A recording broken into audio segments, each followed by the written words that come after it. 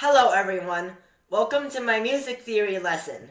This is lesson 10.2, Counterpoint 2.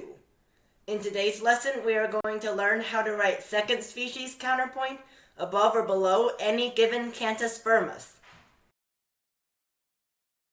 In second species counterpoint, there are two half notes in the counterpoint for each note in the cantus firmus, with the exception of the first measure and the last two measures.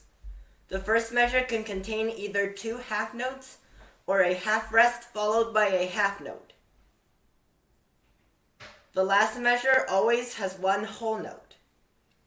The second to last measure can have either two half notes or one whole note.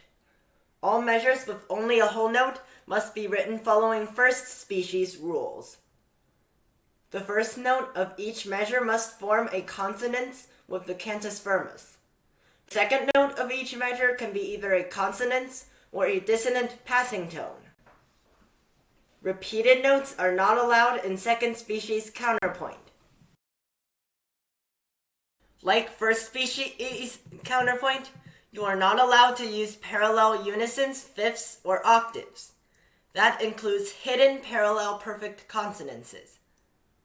Hidden parallel perfect consonances means that if you take out the second note of each measure, there are parallel perfect consonances. In the example shown, if you take out the A in the first measure and the G in the second measure from the left side, you will get what is written on the right side, which is parallel fifths. This counterpoint is not allowed. You need to learn and memorize all of the rules of writing second species counterpoint, and the best way is by practicing. Let's try it on the next slide. Write second species counterpoint below this cantus firmus. Sample answer shown. The first measure of this answer starts with a half rest and a half note.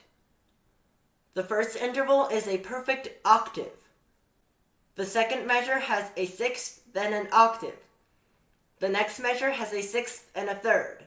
The next measure has a sixth and a fifth. The next measure starts with a unison and goes to a second, which is a dissonant passing tone, going to a consonance of a fifth in the next measure. After that, there is a third, a unison, a third, another third, a fifth, a third, a unison, a third, and a sixth. The second to last measure and the last measure contain only one whole note written following all the first species rules. Notice that there are no repeated notes and no hidden parallel perfect consonances. Write second species counterpoint above this cantus firmus. Sample answer shown.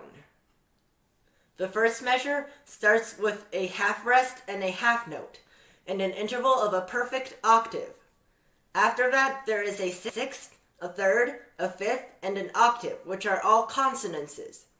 The next measure has a consonance, a third, followed by a dissonant passing tone.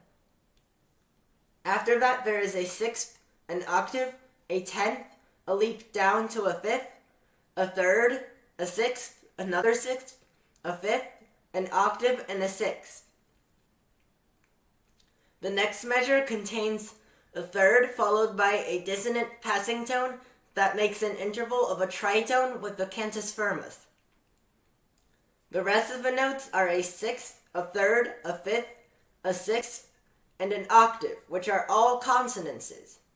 The second to last measure has two half notes. This answer does not have any parallel perfect consonances and obeys all the general rules of counterpoint. Conclusion. In this lesson, we learned the rules of how to write second species counterpoint. For more practice, please download my music theory app. In the next lesson, we are going to talk about third species counterpoint. See you next time!